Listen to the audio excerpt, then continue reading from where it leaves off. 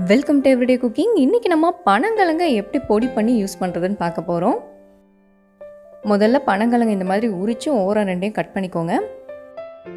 இது உடம்புக்கு ரொம்ப ரொம்ப நல்லது. இதில் கால்சியம், மெக்னீஷியம், அயன், புரோட்டீன் எல்லாமே இருக்குது.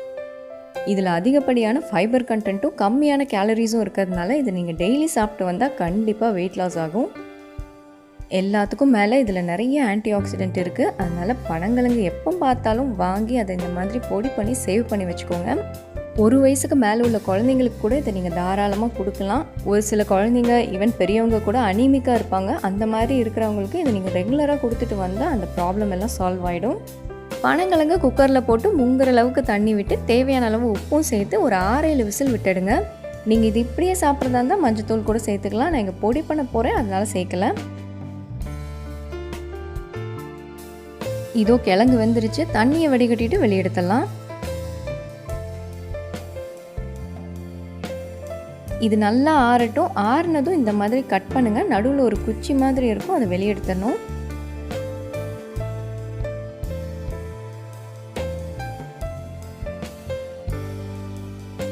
இப்போ இதை உடச்சி நாரை வெளியெடுத்துடணும். நாரை எல்லாமே கம்ப்ளீட்டாக எடுக்கணும் அப்படின்னு கிடையாது. எவ்வளோ தூரம் உங்களால் எடுக்க முடியுமோ அவ்வளோ தூரம் வெளியெடுங்க.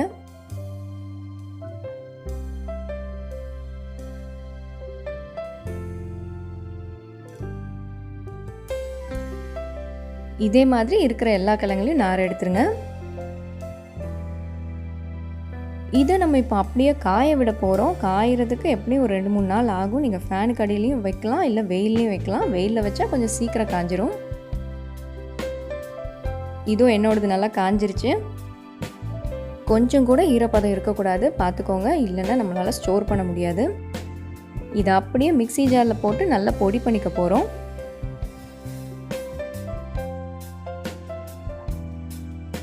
இதோ பனங்கிழங்கு பவுடர் ரெடி. இதை ஒரு தடவை நம்ம நல்லா சலிச்சு எடுத்துக்கலாம்.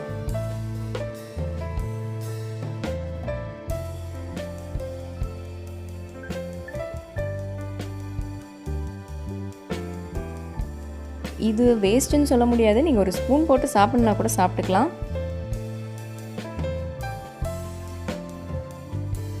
இதை நீங்கள் இப்படியே ஒரு ஏர்டைட் கண்டெய்னரில் போட்டு ஸ்டோர் பண்ணணுன்னா ஸ்டோர் பண்ணிக்கலாம், இல்லை வெல்லம் சேர்த்து ஸ்டோர் பண்ணிக்கலாம். இது வெல்லம் பொடி. நீங்கள் எவ்வளோ வேணுமோ அவ்வளோ சேர்த்துக்கோங்க.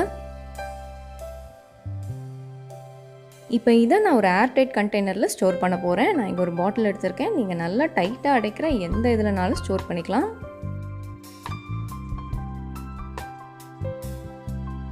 ஸோ இதோ பனங்கிழங்கு பொடி ரெடி. இதில் நம்ம இன்றைக்கி 2 ரெசிபீஸ் பார்க்க போகிறோம். முதல்ல நம்ம பனங்கிழங்கு உருண்டை எப்படி செய்கிறதுன்னு பார்க்கலாம்.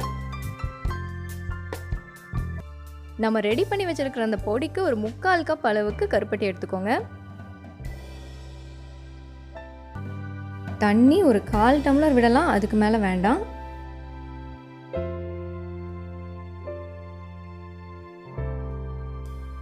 கரைஞ்சா இந்த மாதிரி இருக்கணும். இப்போ ஒரு பாத்திரத்தில் நம்ம பொடி எடுத்துக்கலாம்.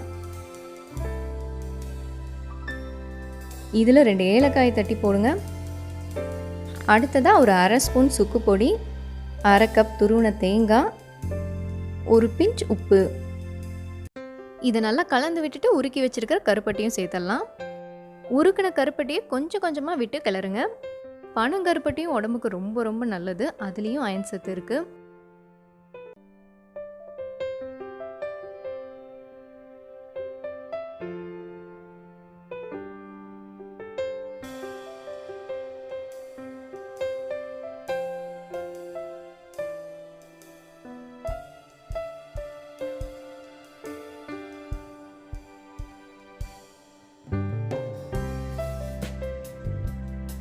ஃபைனலாக இந்த மாதிரி பிடிக்கிற மாதிரி இருக்கணும்.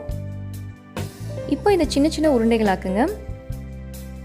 இதை டெய்லி சாப்பிட்டுட்டு வாங்க, உங்கள் ரத்த சோகை பிரச்சனையெல்லாம் தீந்துரும். அடுத்ததாக நம்ம இந்த பொடியை வச்சு கஞ்சி செய்ய போகிறோம். இது 1 வயசுக்கு மேலே உள்ள குழந்தைங்களுக்கு கூட நீங்கள் கொடுக்கலாம்.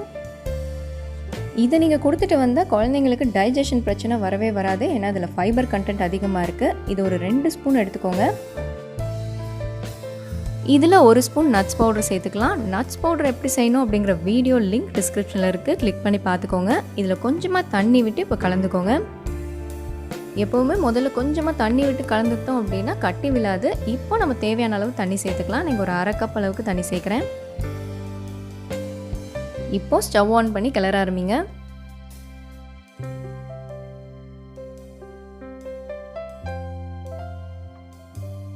இந்த மாதிரி கெட்டியானதும் 1/2 கப் பால் சேருங்க. பால் ஏற்கனவே காய்ச்சி ஆற வச்ச பால். இப்போ இதை நல்லா கலந்து விடுங்க. கலந்து விட்டுட்டு நீங்கள் ஸ்டவ் ஆஃப் பண்ணிடலாம். இதோ கஞ்சி ரெடி. வேற ஒரு பாத்திரத்துக்கு மாற்றிக்கலாம்.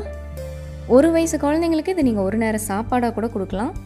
ஸோ இந்த வீடியோ உங்களுக்கு யூஸ்ஃபுல்லாக இருந்திருக்கும்னு நம்புகிறோம். வேறொரு இன்ட்ரெஸ்டிங்கான ரெசிபியோடு உங்களை சந்திக்கிறோம். எங்கள் வீடியோஸ் எல்லாம் பிடிச்சிருந்தால் லைக் பண்ணுங்கள், ஷேர் பண்ணுங்கள், கமெண்ட் பண்ணுங்கள் அண்ட் மறக்காமல் எங்கள் சேனலுக்கு சப்ஸ்கிரைப் பண்ணுங்கள்.